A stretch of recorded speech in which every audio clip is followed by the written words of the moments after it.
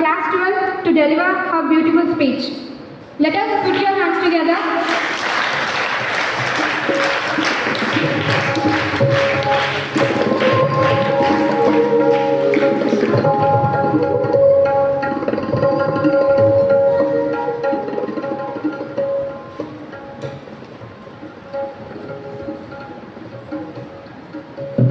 గౌరవనీయులైన పెద్దలందరికీ మిత్రులకి శుభోదయం.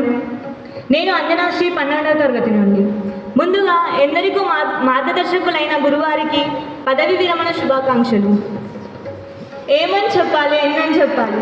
చీమను చూసి క్రమశిక్షణ నేర్చుకో, భూమిని చూసి ఓర్పును నేర్చుకో, చెట్టును చూసి ఎదుగుదల నేర్చుకో అంటుంటారు.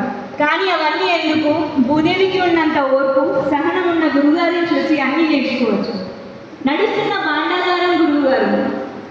ఏదైనా కొత్త విషయాన్ని తెలుసుకున్నాక దాన్ని ఇతరులకు తెలియజేయాలనే మీ స్వభావం, నిరంతరం నేర్చుకున్నాలనే మీ మనస్తత్వం, మనకన్నా పెద్దవారైనా చిన్నవారైనా ఎదుటి వారికి సమానమైన గౌరవంతో మాట్లాడాలి, ఇంకా మీ సమయస్ఫూర్తి, ఇలా ఎన్నని చెప్పాలి.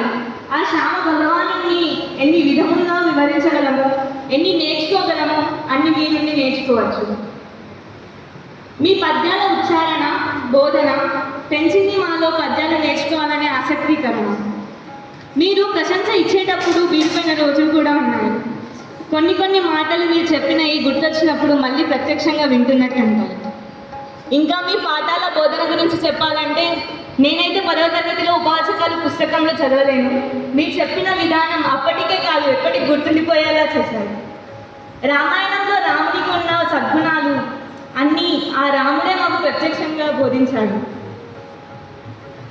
ఇచ్చిన మాట తప్పని మీ మనస్తత్వం స్ఫూర్తిదాయకం. మీరు హరివర్ట్ సార్ని, రకసారథి ఇంకా ప్రిన్సిపల్ మేడంని చదువుల తల్లి సరస్వతితో ఎప్పుడు పోల్చేవారు. ఆ పోల్చే విధానం ఎప్పుడు గుర్తుకొచ్చినా నాకు చెవిలో ఇప్పుడు ప్రత్యక్షంగా వింటున్నట్టుంటుంది. స్టేజ్ మీద ఇంతమంది పెద్దల ముందర ఇలా ధైర్యంగా మాట్లాడుతున్నా అంటే కారణం మీరే. ఏ ప్రశంస అయినా ధైర్యంగా చెప్పడానికి ప్రేరణ మీరు. మీ ఆలోచన శక్తికి నా జోహార్లు. డాక్టర్ శంకరవంశి శ్యాంప్రసాద్ గారు, ఆ శంకరుడికి ఉన్నంత సామరస్యం మీలో ఉంది. ఆ శ్యామ భగవాను మహాభారతంలో పాండవులకి ఎలా ధైర్యంగా మార్గనిర్దేశకుడై నిలిచాడో మీరు నవోదయ విద్యాలయంలో నాలాంటి ఎందరో విద్యార్థులకు మార్గదర్శకులై నిలిచారు. మీరు ఈ సంస్థలో ఒక భాగమై మీ జ్ఞానాన్ని, అనుభవాన్ని మాతో పంచుకున్నందుకు మీకు ధన్యవాదాలు. సార్ సుమన రాసింది కవిత. గర్వించు తెలుగు తల్లి తమ నోటి పదాలలోన, సంధించగలరు మీరు అస్త్రాలు మీ మాటలలోన. సభలో మీ ప్రసంగాలలోని ధైర్యం, అంతు చిక్కని విశ్వం, అంతులేని సాగరం. మీ వల్ల పెరిగింది రాముని మీద గౌరవం. 10వ తరగతిలో మీరు చెప్పిన రామాయణం మాకు చిరస్మరణీయం. అన్నీ ఉన్నా మీకు లేనిది ఇంచైన గర్వం. అందుకోండి మా ఈ విద్యార్థుల వందనం.